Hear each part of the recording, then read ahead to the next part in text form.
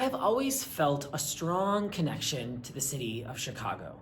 But at 22 years old, I made the tough decision to travel to Kansas for graduate school.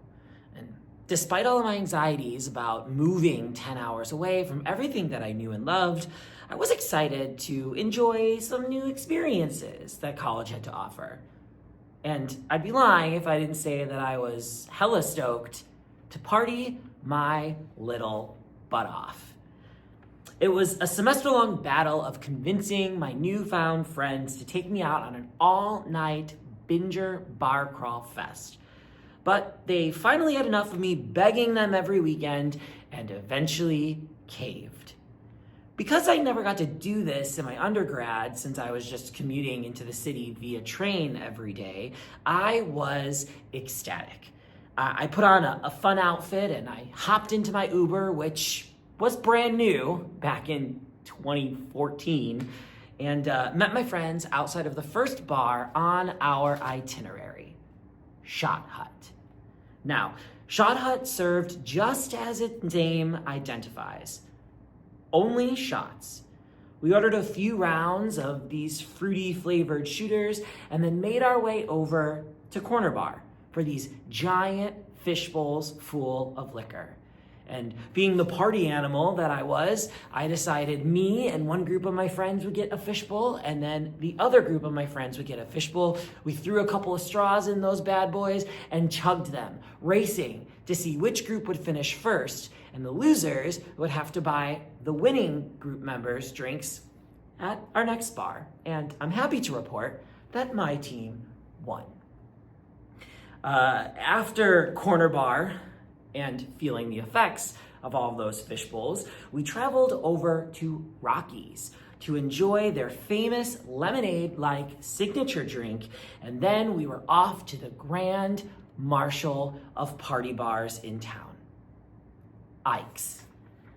Now, Ike's was the bar of my dreams. They blasted pop music all night long, which was really hard to find in Kansas because everything was country.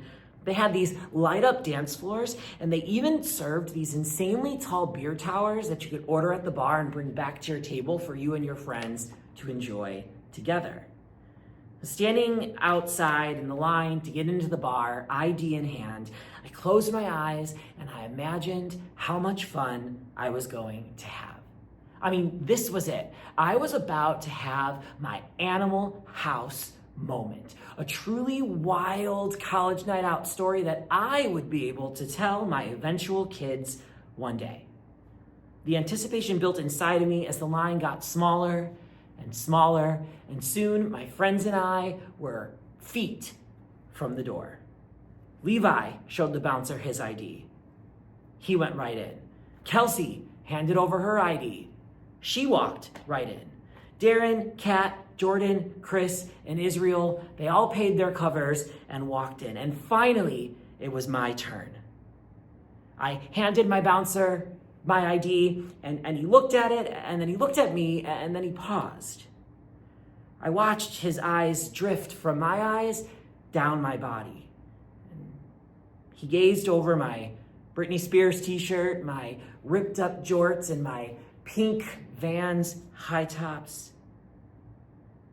And then he said, "It's $20 to get in." And my jaw dropped. I mean, I had anticipated a cover, and all of my friends just paid about $5 to get in, but all of a sudden, it was $20. So I looked at him confusedly, and I said, "Why is it $20? You just let all of my friends in for $5. And then he gave me a one up and down one more time, stared into my eyes, and said, "Well, it's $20 for you, faggot." My heart sank. I mean, living in Chicago, I had never experienced discrimination for being gay before. And here I was, just trying to have a fun night out with my friends, and that experience was being denied to me by some schmuck who just didn't like the fact that I was queer. The girls in the line behind me started giggling, making fun of my outfit, calling me gay behind my back, and I could just feel everybody else behind them joining in on the judgment session. So I snatched my ID out of the bouncer's hand, put it back in my pocket, and hightailed it out of there, calling an Uber and heading home alone. And until that moment, I had never known what it was like to cry myself to sleep before. But that night I was drowning in tears.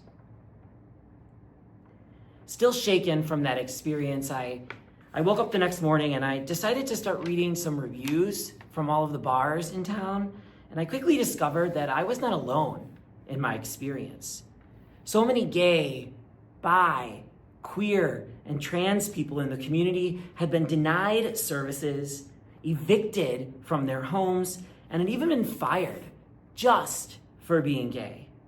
And at that time, back in 2014, sexual orientation and gender identity was not listed as a protected class federally. So legally, the bouncer had every right to do what he did to me and countless others before.